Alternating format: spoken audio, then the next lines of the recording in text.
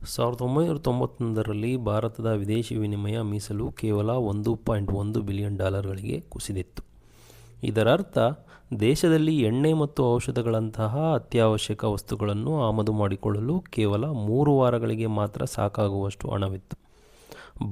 ಭಾರತವು ದಿವಾಳಿಯಾಗುವ ಅಂಚಿನಲ್ಲಿತ್ತು. ಬಂಗಾರವನ್ನು ಅಡವಿಟ್ಟು ಈ ಪಾವತಿಯ ಬಿಕ್ಕಟ್ಟನ್ನು ತಪ್ಪಿಸಲು ಭಾರತವು ಲಂಡನ್ ಮತ್ತು ಸ್ವಿಟ್ಜರ್ಲ್ಯಾಂಡ್ಗೆ ಸುಮಾರು 67 ಟನ್ ಬಂಗಾರವನ್ನು ವಿಮಾನದಲ್ಲಿ ಕೊಂಡೊಯ್ದು ಕೊಲೆಟ್ರಲ್ ಆಗಿ ಅಡವಿಟ್ಟಿತ್ತು. ಇದು ನೋವುಂಟು ಮಾಡುವ ಸಂಗತಿಯಾದರೂ ವಾಸ್ತವದಲ್ಲಿ ನಡೆದಿತ್ತು.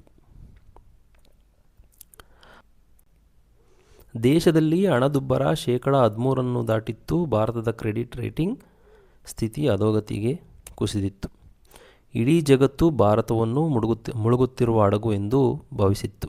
ಈ ನಿರ್ಣಾಯಕ ಸಂದರ್ಭದಲ್ಲಿ ಪಿ ವಿ ನರಸಿಂಹರಾವ್ ಅವರು ಪ್ರಧಾನಮಂತ್ರಿಯಾಗಿ ಅಧಿಕಾರ ವಹಿಸಿಕೊಂಡರು. ಅವರು ಅರ್ಥಶಾಸ್ತ್ರಜ್ಞರಲ್ಲದಿದ್ದರೂ ಅತ್ಯಂತ ಬುದ್ಧಿವಂತ ರಾಜಕಾರಣಿಯಾಗಿದ್ದರು. ಈ ದೊಡ್ಡ ಬಿಕ್ಕಟ್ಟನ್ನು ಒಂದು ಅವಕಾಶವನ್ನಾಗಿ ಪರಿವರ್ತಿಸುವುದೇ ಅವರ ಪ್ರಮುಖ ಗುರಿಯಾಗಿತ್ತು. ಮೊದಲು ಪಕ್ಷದ ಭೇದಭಾವವನ್ನು ಬದಿಗಿಟ್ಟು ಯಾವುದೇ ರಾಜಕೀಯ ಅನುಮಾನಗಳಿಲ್ಲದೆ ಸಮರ್ಥ ಆರ್ಥಿಕ ತಜ್ಞರಾದ ಡಾಕ್ಟರ್ ಮನಮೋಹನ್ ಸಿಂಗ್ ಅವರನ್ನು ಹಣಕಾಸು ಸಚಿವರನ್ನಾಗಿ ನೇಮಿಸಿ ಆರ್ಥಿಕತೆಯನ್ನು ನಿರ್ವಹಿಸಲು ಸಂಪೂರ್ಣ ಸ್ವಾತಂತ್ರ್ಯ ಅವರಿಗೆ ನೀಡಿದ್ದರು. ವ್ಯವಹಾರಗಳಿಗೆ ಬೇಕಾಗಿದ್ದ ಕಟ್ಟುನಿಟ್ಟಾದ ಲೈಸೆನ್ಸ್ ರಾಜ್ ವ್ಯವಸ್ಥೆಯನ್ನು ಕಡಿಮೆ ಮಾಡಲಾಯಿತು. ಭಾರತೀಯ ರೂಪಾಯಿಯ 20% ಅಪಮೌಲ್ಯಗೊಳಿಸಿ ಜಾಗತಿಕ ಮಾರುಕಟ್ಟೆಯಲ್ಲಿ ರಫ್ತುಗಳನ್ನು ಸ್ಪರ್ಧಾತ್ಮಕಗೊಳಿಸಲಾಯಿತು.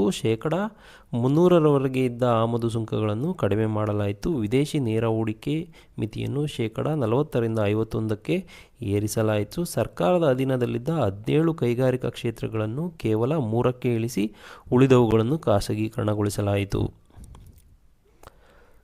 ಅಲ್ಪಸಂಖ್ಯಾತ ಸರ್ಕಾರವಿದ್ದರೂ ಮತ್ತು ಸ್ವಪಕ್ಷೀಯರೇ ವಿರೋಧಿಸಿದರೂ ದೇಶವನ್ನು ಉಳಿಸಲು ಇದು ಅನಿವಾರ್ಯವೆಂದು ನಂಬಿ ಪಿ ವಿ ನರಸಿಂಹರಾವ್ ಅವರು ಈ ಕಠಿಣ ನಿರ್ಧಾರಗಳನ್ನು ಕೈಗೊಂಡರು. ರೈತರಿಗೆ ಮತ್ತು ಬಡ ಕುಟುಂಬಗಳಿಗೆ ಯಾವುದೇ ದೊಡ್ಡ ಆಘಾತವಾಗದಂತೆ ಈ ಸುಧಾರಣೆಗಳನ್ನು ಹಂತ ಹಂತವಾಗಿ ಜಾರಿಗೆ ತಂದರು. 1990ರಲ್ಲಿ ಕೇವಲ 3 ವಾರಗಳಿಗಿದ್ದ ವಿದೇಶಿ ವಿನಿಮಯ ನಿಧಿಯು 1995-96ರ ವೇಳೆಗೆ $20 ಬಿಲಿಯನ್ ಅಧಿಕವಾಯಿತು. ಆರ್ಥಿಕ ಬೆಳವಣಿಗೆಯು 1%ರಿಂದ ಸುಮಾರು 7%ಕ್ಕೆ ಏರಿಕೆಯಾಯಿತು. ಐಟಿ ಮತ್ತು ಸೇವಾ ಕ್ಷೇತ್ರಗಳು ವೇಗವಾಗಿ ಬೆಳೆದವು. NSE ಮತ್ತು ಸೆಬಿಯಂತಹ ಸಂಸ್ಥೆಗಳು ಆ ಕಾಲದಲ್ಲೇ ಹುಟ್ಟಿಕೊಂಡಿದ್ದು.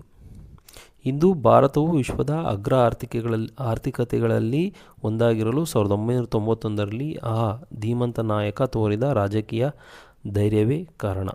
ಮನಮೋಹನ್ ಸಿಂಗ್ ಆರ್ಥಿಕ ಸುಧಾರಣೆಗಳ ರೂವಾರಿಯಾದರೆ ನರಸಿಂಹರಾವ್ ಅವರು ಆ ಸುಧಾರಣೆಗಳಿಗೆ ರಾಜಕೀಯ ಕವಚವಾಗಿ ನಿಂತು ಭಾರತದ ಆರ್ಥಿಕ ಭವಿಷ್ಯವನ್ನೇ ಬದಲಾಯಿಸಿದವರು.